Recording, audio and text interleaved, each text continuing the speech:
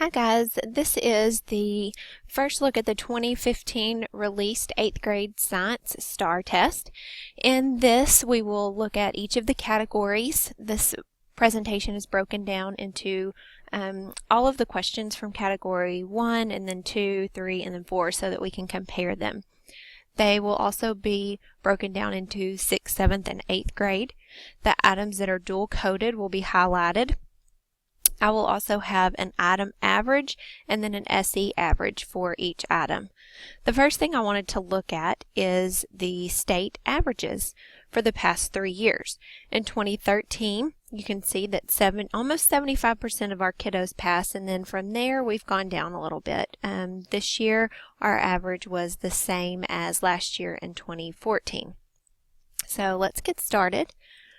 We're going to look at category 1 first. The average for Region 7 for all of the items on Category 1 was 65%. Here we have a breakdown of how many items per grade level. So for Category 1, which is matter and energy, there were 2 standards tested from 6th grade. And since it's 6th grade, they can only be supporting standards. There's only supporting standards in 6th grade. In 7th grade, there weren't any standards tested on the 2015 test. And then in 8th grade has readiness and supporting, and of those readiness there were 11 questions that were coded to readiness and 1 that was supporting. Now for time's sake, I'm not going to read all of the question and all of the answer choices and things like that. So feel free to pause the presentation at any time and read over the questions, read over the text that it was coded to, and that way it'll save us a lot of time. So this question is the first one from Category 1, and it's a 6th grade question where they're calculating density to identify an unknown substance. To me, it's still crazy that calculating density is in 6th grade. They can do it, but I always encourage those 6th grade teachers to let the kids use calculators. They haven't had that math yet. Now math is catching up to it, but moving around those different variables in that equation is tough for a 6th grader. Now by the time they get to 8th grade and this is actually tested on the test, then they will definitely have it down. But just to save yourself some headache, especially if this is at the beginning of the year, you know, let them have calculators. It really is about the process of finding the unknown substance, what density is, how you get the density, and I would hate for that calculation part to really stump them. But hopefully with those math texts, then this math will get easier. So this question was just, you know, a very basic one. 70% of the kids got this. On some of the items, if there are distractors, or if the question is just, you know, really stands out to me, then I'll make note of that. But other than that, we'll go through these questions pretty quick. So the next one is 6.6a, where they're comparing metals, nonmetals, and metalloids. One thing to note about this is that it asks about an element at normal room temperature.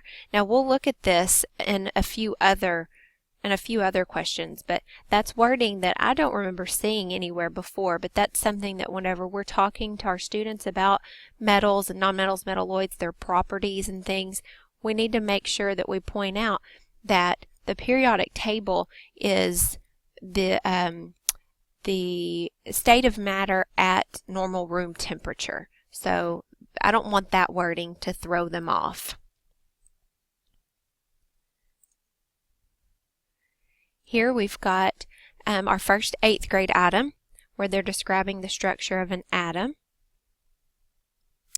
This one was neat to me, or different to me, because again it has at room temperature, and then it says several times during the test an atom of a certain element. So an atom of a certain element and at room temperature, those little phrases should be things that that we say in our classrooms. Those should be words that we use with our students. Now this one was a griddable, which is probably one of the really big reasons why only 54% of the students got it right.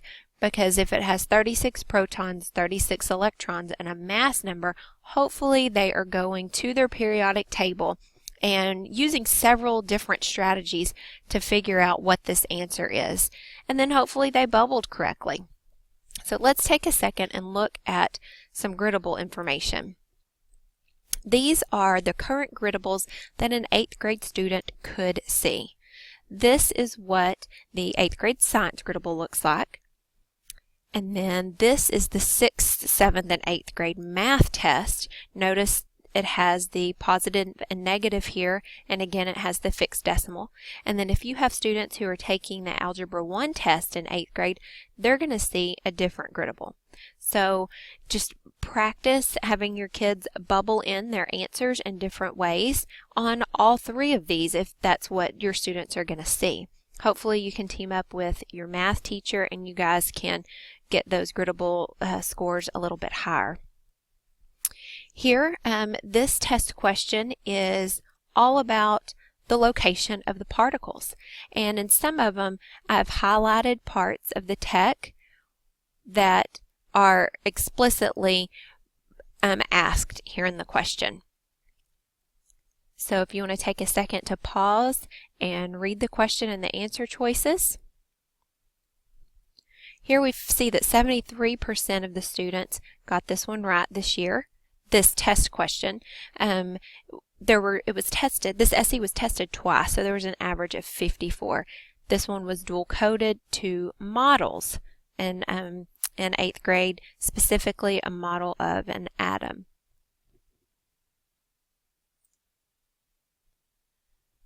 Number 11 was 85B, and it explicitly asked about their knowledge of valence electrons and reactivity, and those words are here in the tech. So in the item. So with one valence electron, what do you know about its chemical reactivity? Here they have to identify the element, so hopefully they got out their periodic tables and identified this element, and they knew that if it had one valence electron, it was highly reactive. And again, we have that wording, the atoms of a certain element. I just think that that's interesting. I don't remember seeing that anywhere before. This test question was the percentage kind of shocked me. I was really hoping that more than 69% of our kiddos would get this, because it explicitly asks how to identify an element's identity. And just by reading that tech and breaking down that tech with your students, they should know that the number of protons is how you identify an element. So that one I was really hoping would be a little bit higher. It was interesting though that 69% chose A and then 22% chose D. So the majority of the kids knew that it had, it was A, but this part right here, the valence electrons, the number of valence electrons really threw them. So to me that was a bit of a distractor there. Here we've got, again, solid at room temperature, describing some characteristics of elements. So we've seen that 3 times already. I think that that's some wording that we should really be using in our classrooms. So if you want to stop the recording and read this, go for it. This is exactly what the text says. Properties are used to classify elements, and they should be able to look at these properties and figure out what element it is, but only 54% of our kiddos got that right. A lot of times they don't want to go to their periodic table because they're in a rush, but if we show them that slowing down and using that periodic table, I would tell my kids it was like a cheat sheet. Texas has given it to us to help us out, but we have to know how to read it. So using it as a cheat sheet really help them feel like, ooh, we're doing something. Here, I think this is one of the easiest on the test. It's really a level 1 question where they're telling which two elements are in the same period. So hopefully, again, they went to their periodic table. They know periods go horizontal, and they found two of the elements that were in the same period. 74% of them got that one right. Now, this was one of the lowest scoring items in category 1. So if you want to take a second to read this, kind of wrap your mind around it. Here they are asking about the number of atoms in each element of a chemical formula containing subscripts. So we've got to make sure that whenever we're doing this tech, we have lots and lots of practice with subscripts here. Here they've had the subscripts outside of the parentheses, which I have not seen before. And then to go along with that, they're giving them some choices. Is it formula 1 and 3, 1 and 4, 2 and 3, 1, 2, or 5?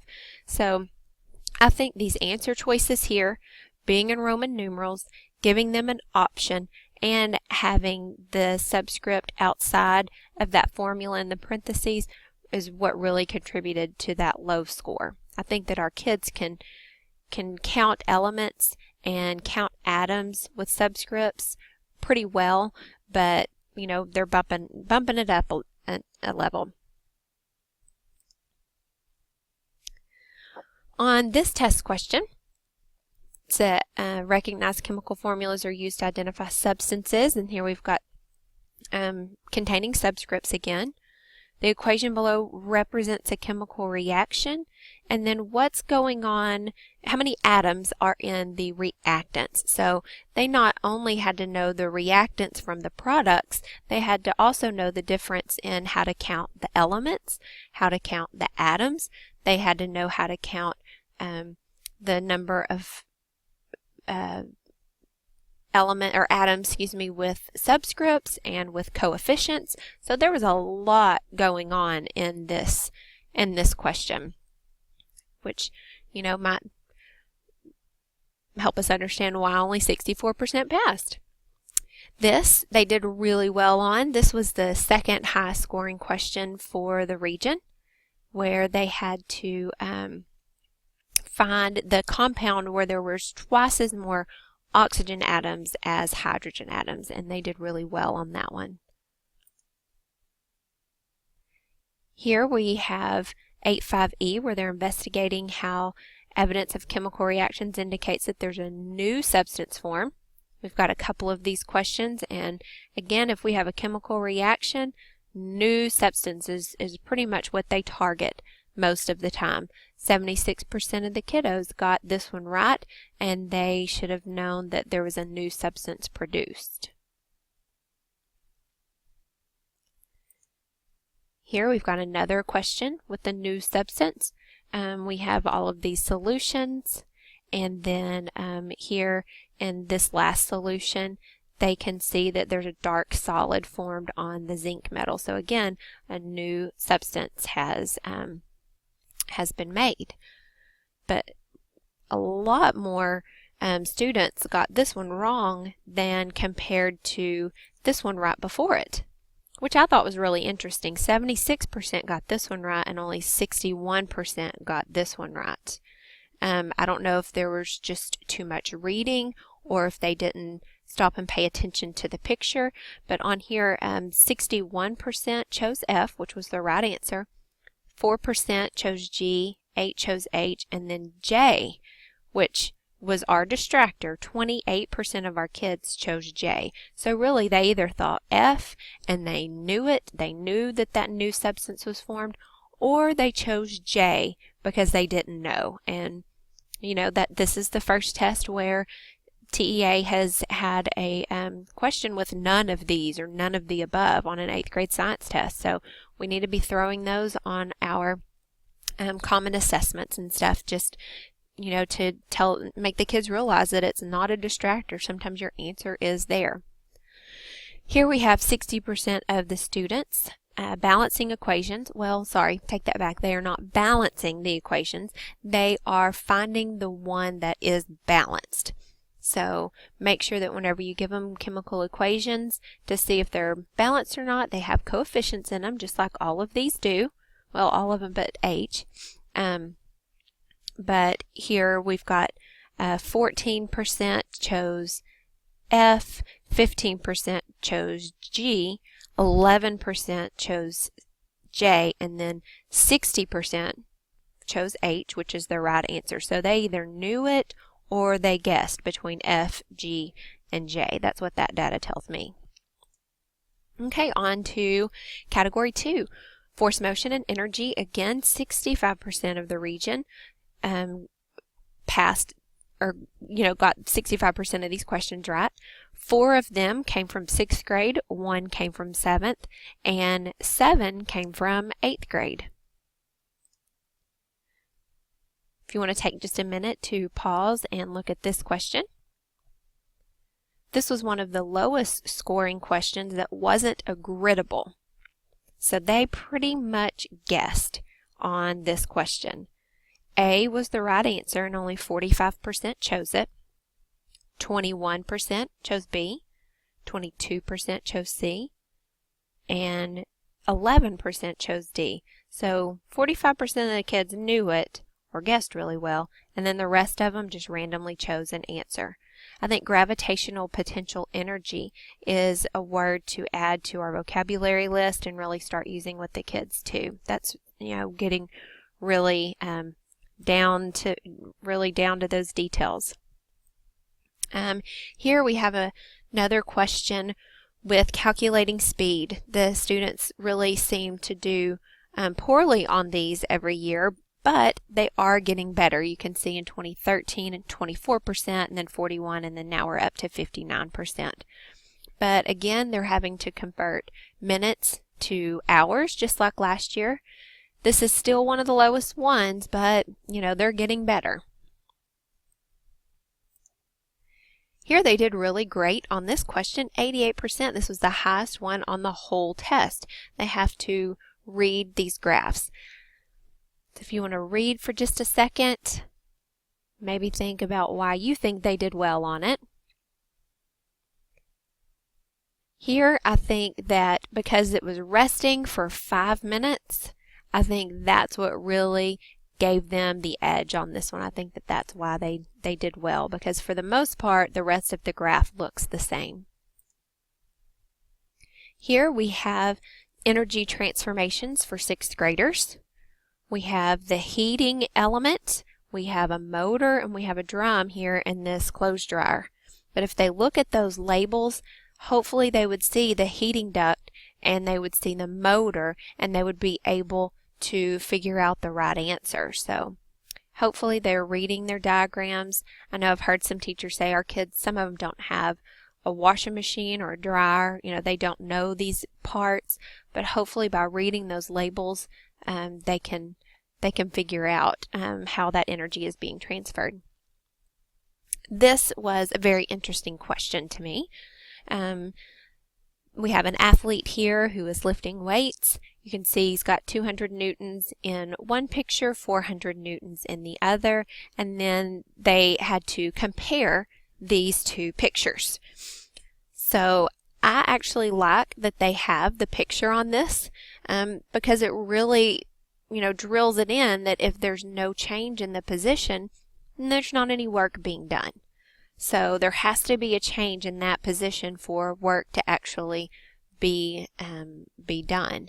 So hopefully your kiddos did well on that. 80% of the region did well on that. So you've got work being done in the first picture and no work being done in the second picture. Here we've got a pretty low scoring question. This one they're having to demonstrate and calculate unbalanced forces and how that changes speed or direction of an object. So we've got a lot of information in here that we don't need. The 12 tennis rackets and the mass of 10 kilograms. They've got a lot of information here.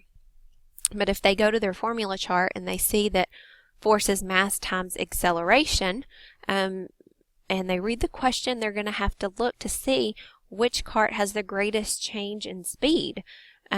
which is kind of a crazy way of saying that. But they need to choose a force amount that's the same, because here we've got all of our different masses, so they can plug those numbers in. 56% of them chose A, which was the correct answer, and 32% chose D. So it's really like they knew it had to be the heaviest cart or the lightest cart. And not too many of them went with C or B. So the majority was A with 56, and then about a third of them came in with D. Moving on. Great griddable question. Not. This was the lowest item on the test, where they had to again have their formula. We have a force here of 10.8 and a mass of 0.60. You know, this probably just got down to the math skills, dividing those numbers out, and and then bubbling on top of that. So this was a very difficult question. This is something hopefully you can get your math teacher to help you with, or give you some pointers on how to line up the decimals, or work it in the calculator for a few times just so that they can get used to the process, and then take all the calculators away from those 8th graders and really make them do all of that division by hand, all the multiplication by hand, because that's the way they're going to have to do it on the test. This question right here was very interesting to me. I actually had to ask someone about it. I don't want to admit that, but it just did not register for me. I just didn't get it. But after looking at it, you can see that the speed increases when if there's an unbalanced force, you have a change in that speed. So in number 1, the speed is increasing. In number 2, the speed is decreasing. So again, there's an unbalanced force. And then in 3, the speed is constant. And so that is where the force is balanced. I just could not get my head around this. 72% of the kiddos got it though. There's just a lot of information here, a lot of things going on, and then you have the answer choices with multiple parts to them and all that. Just for some reason, I just struggled with this one. Maybe it's because it's the physics thing that's not my best friend. But C, part 3 only was your answer. Here, the kiddos had to differentiate between speed, velocity, and acceleration. And if they know that velocity is speed and a direction, hopefully they could have gotten this.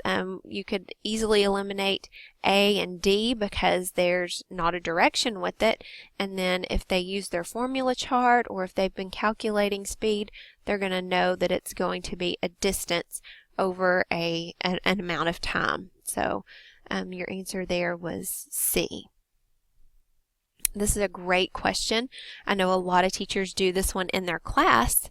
So that could be one of the reasons why they did well on this, or, the kids are interested in Newton's laws, but there's a lot of information on this. It's very wordy. The answer choices are very long, but whenever you flick that coin or flick that card, the coin stays there in the same place, and then gravity causes the coin to fall into the cup.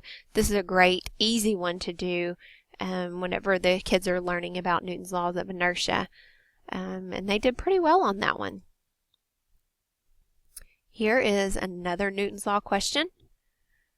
Only 66% got this one right, which kind of shocked me because this is kind of a common sense one. They should have used their reasoning on this. B was the correct answer, and 66% of the students chose that. But D was quite a distractor for them, and 22% chose D. But they didn't really have to do the calculation. They know that whenever, with this acceleration, that he's going to keep going forward. Right here, you've got the bigger arrow. I mean, they really should read this and then use their reasoning skills. To me, they should have done better on that one as a region. Here is the last Newton's Law question. And again, they should have been able to use some reasonableness here, or some reasoning. Whenever she flies off or she jumps off, they should know that the sled's going to go in the opposite direction. Okay, on to category 3. And look at here, category 3 average was 65% also. We didn't have any questions from 6th or 7th grade on category 3. Everything, all 14 questions came from 8th grade. And with these questions, we've got lots of models. Just about all of these are dual coded to a model or advantages and limitations and things like that. But this one is looking at how the tilted earth rotates on its axis. And so if they are spinning the ball, that ball should just be tilted while it's spinning to give you the best model for day and night. I think. Hold on just a second. Yes. Spinning the ball different. Okay, sorry. I thought I knew that one, but yeah. Tilting the ball on its axis helps us. Here we've got a great question. This would be a really good one to use in your classes because it tricks them. Here they ask about Southern Hemisphere. Whenever they're looking at this, modeling is going to be really, really important. And so is reading the question. 70% of the kiddos got it, but if they weren't paying attention, they were really going to get it down between B and D because they'll either do Southern Hemisphere or Northern. Here, 73% of the kiddos got it right. Predicting is one part of this tech that teachers seem to leave out. They've got to demonstrate and then predict the sequence of lunar events. So hopefully your kiddos got, got C on this one and they predicted correctly. This one was one of the lowest items that wasn't a griddable. They completely guessed. They were all over the place for this. Again, this was a predicting one. Yeah, it talked about a lot of history and what the moon phase was, but they gave them the phase every week. So here we've got 7 days past. What is it going to be like later? 45% or 46% chose F, which was the right answer. 23 chose G, 19 chose H, and 13 chose J. So they were all over the place on that one. This is a good one that you can practice with. Use their birthdays and have them predict when their birthdays are in a couple weeks, or find a celebrity and give them the moon phases up until a week or two before the celebrity's birthday and have them predict. But again, it's just all that predicting thing. This is the first time we've ever seen a question about tides. This one is pretty basic. When everything's lined up, you're going to have a higher high tide and a lower low tide. So hopefully they chose the picture where everything was in one straight line like it is here in J. So this is a good one for us to put in our notebooks because it's the first time we've ever seen it. Another HR diagram question. They're pretty popular on our test. They have to have practice reading this diagram though because it looks really similar to any other graph except the temperature decreases from left to right. But if you look over the years of testing, they're getting pretty good at this one. Here we have the components of the universe, and they have to give you the mass of these different components. So the moon would be the smallest. The moon is larger than a planet's larger than a star, and then the star's larger than the galaxy. The galaxy's sorry, I think I said that. The moon is smaller than the planet's smaller than a star smaller than a galaxy. Or you can go galaxy's the largest, galaxy, star, planet, moon. And I like to always, anytime they said star, we would say like our sun. Or if the student said something about the sun, I would say, and the sun is a what? It's a star. Because sometimes they get thrown off by stars. This is the first time we've ever seen an electromagnetic spectrum. It looks a little more complicated than what I thought they would have used. Now we have some sample words and some things like that to use on our tests and in our practice. Lots of vocabulary, celestial, quasars, scientific notation. Scientific notation is not in our text, but it would be good for them to know. It is in the math text, however, and I will check to see. I want to say it's definitely before 8th grade, so they do have experience with scientific notation before they get here. This question, only 69% of the kids got it right, which kind of shocked me because it clearly has the arrows on this landform going in opposite directions, which should tell the kids that that's a transform boundary and there's a fault there, but only 69% of them got it. I really thought that question was a little easier than that. This one kind of surprised me. We have an island arc, and we used to use the Aleutian Islands in Alaska as an example, but here we have an island arc off the coast of South America.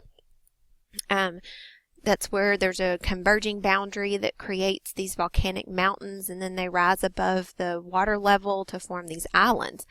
I didn't even notice the key with the triangles until about the 4th or 5th time that I read this question.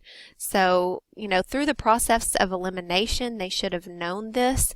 50% of them chose F, and 20% of them chose G. So they knew it had to do something with volcanoes, but they didn't know if it was a converging boundary or a diverging boundary. But again, here's a great picture and some more information for us to just, put under our hat whenever working with the kiddos on plate tectonics and geologic features. I think that this question was horrible. I don't think I've ever said that about a question, but the picture is really, really tough to see. There's always 2 questions on the test from this tech. One of them will be a satellite view and the other one be a topo view. So this is the satellite view, and I just don't think that this picture is great. But whenever they look at the coastline here and they talk about erosion and which place has the greatest effect from the erosion, they should have chosen S. Hopefully they could see that this is a little bay right here, and that N and P aren't going to be as affected, and then this right here is inside of this little bay, and then S is getting these direct ocean waves. And they really have to depend on the labels, and they have to really focus and concentrate on this one because that picture is just not the best picture. So the second part of that tech has to do with topo maps. Here they had to start at different levels, and they had to read the contour lines to get their answer, and then they had to bubble correctly. The answer on this one's 253. You can see the X right here tells us that contour is 10, and then they have to go all the way up here to 303. So if they start down here, or if they don't read contour interval, or if they stop at 300 instead of 303, they're not going to get that one right. And then on top of that, they had to bubble. This is the first time we've ever seen an item for this SE. We talk about high pressure being clear weather and low pressure being bad weather, but they didn't really even have to read the map because it talks about decreasing temperature during the next 24 hours. And these answer choices really give it away. Denver is rainy, Minneapolis because there's a cold front approaching. So they didn't really have to read the map in order to answer that one. This one was probably a little bit tougher. The such as in this essay up here, the such as hurricanes. Hurricanes are one that teachers always hit, but we can see that in this one they're talking about thunderstorms. Lucky for us, the weather conditions are very similar, so the the kids did well on it, knowing that the ocean currents near Florida are warmer than ocean currents near California, so 75% of them got that one right. We are to our last category. Category 4 is our living systems, and for the 4th time, our category average was 65. I looked at that data several times because I thought, how in the world did all 4 categories average 65% for the region? But they did. Here we've got 1 question from 6th grade, 4 questions from 7th, and then 9 questions from 8th. A few years ago, we had a released item with all of this vocabulary on there. You can see it was in 2013, and 39% of the kids got it right. We've really stepped it up since then, and 63% of the kids got this one right. And it really is just all down to vocabulary and understanding those basic characteristics.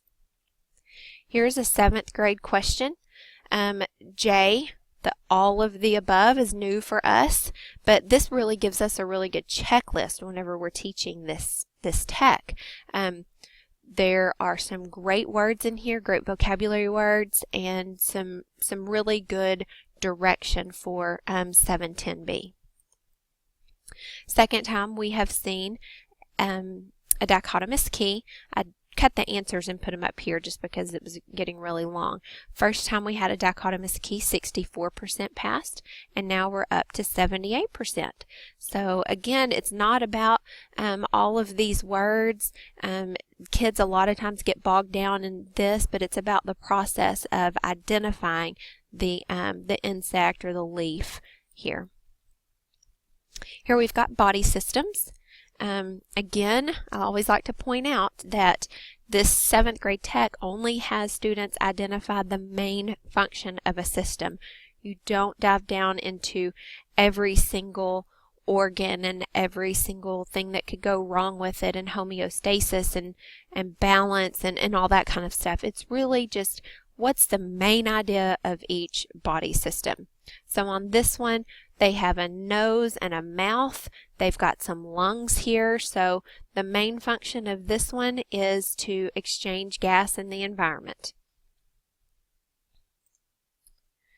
This is the first time we've seen an item from this. This really gets down to vocabulary, looking at their appearances and determining genetic makeup really is what this all comes down to, and the students did really well with that one, 71%, especially for us only seeing it for the first time. This question was very interesting. We've got 2 ecosystems together. Look at the arrows from the moth to the bats. All of the other arrows are going out, out, out, but here we've got moths going into the bats. And students get confused with the arrows, but whenever you have them thinking about the reasonableness, it's a lot easier for them to get. If they think that the arrows, the beetle eats the cave spiders, well, have them think, okay, do bat droppings eat beetles? Do bat droppings eat millipedes? You know, just have them say those kinds of things outside, but out loud to themselves. But no, beetles give energy to the cave spiders. Bat droppings give energy to the beetles. The bats give energy to owl, bats give energy to snakes, and moths give energy to bats. So it's all about those arrows on that one. Here, same thing, all about the arrows. The vocabulary on this one is pretty incredible. Again, we've got a soil environment where we had one last year, and reasonableness. That's really what this comes down to. Same thing for this next one. This one just has the words on there. I was showing this to a group of teachers, and a lot of them didn't know what a vole was. But it really doesn't matter what the organisms are in these ecosystems. There is a teacher in Grand Saline that covers up the organisms' names with a different word, a German word, or she uses shapes instead of the name. Does the diamond give energy to the circle, and the circle gives energy to the square? It's not about the organisms' names. A lot of times they bring in their prior knowledge. And then on top of this one, they had to bubble. So they had to read it and then bubble. So kind of a double whammy there. This is kind of a new kind of graph for us, but here if they just kind of stay in the middle and see where they all overlap, they can, you know, read the water turbidity and you know, temperature and all that kind of stuff, and they should be able to tell us that that one, you know, is kind of mild, you know, some suspended, you know, kind of medium speed, that kind of thing. I always told my kids if there's a graph on the question or a picture or chart like this, it's a gimme question. There's no reason not to miss it. Same for this one. Again, we've kind of got some of those random things going on here with the different answer choices, but it's kind of a new graph. It's low scoring for us, and they were all over the place with their answers, anywhere from 10 to 31, 19, and 40, so they really guessed on that one. But it's, you know, a lot of wording, all about the picture, take your time, you know, that kind of thing. They did well on this. If they read it and they stuck with it, read all the answer choices, then they got it. They did really well on this one. Just short-term and long-term environmental changes on different organisms. Here, we're getting close to the end now. Again, short-term, long-term effects. Big paragraph here. Lots of answer choices. I honestly had to read this one a couple of times to figure out what the answer was, but they've got to, you know, get used to reading those too. And this question, they may have been thrown by copper compounds. I'm not really sure why they didn't do well on this one. They only 61% got the right answer, but you know, what would be the most likely result of an accidental spill of these compounds? I mean, it tells you that the copper compounds are used in large amounts to control the growth of algae and other aquatic plants. I mean, I don't know why they didn't get this one right. Probably it's getting close to the end, and there were some words in here, you know, zooplankton maybe, but that one kind of surprised me that they didn't do as well as they should have. Here we've got, let's see, which of the human activities is most likely to cause excessive growth of phytoplankton. And this is the first time that we have ever seen a released item from this text, so this was nice to see.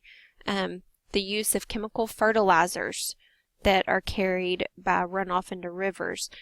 You know, if you're studying runoff and reefs and things like that, you definitely should have hit chemical fertilizers. That's something also that they talked about in watersheds in 7th grade. So 65% on this isn't bad, but you know, using this question, this should give us some kind of direction to go for the rest of them.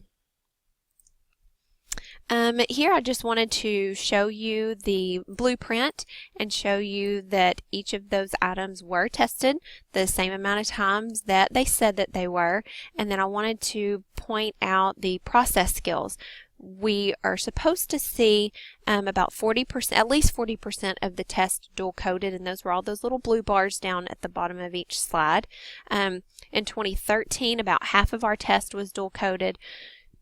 2014, 70% was dual coded, and in 2015 we went down a little bit to 57%. So I just wanted to show you that, you know, and let you know what I'm thinking about some of these items, and I'd love to hear what you think. So after you watch this video, let me know if any of that interests you, or if you saw something that I didn't see. The test has been out for a couple of weeks, and I've had time to kind of play with it and talk to some different teachers about it and get their thoughts. So that was kind of a summarization of my thoughts, but I'd love to hear what you think and hear how your kids did on it. So if you are watching this and you would like an hour of credit, then email me back with something that you thought was interesting. Thanks so much.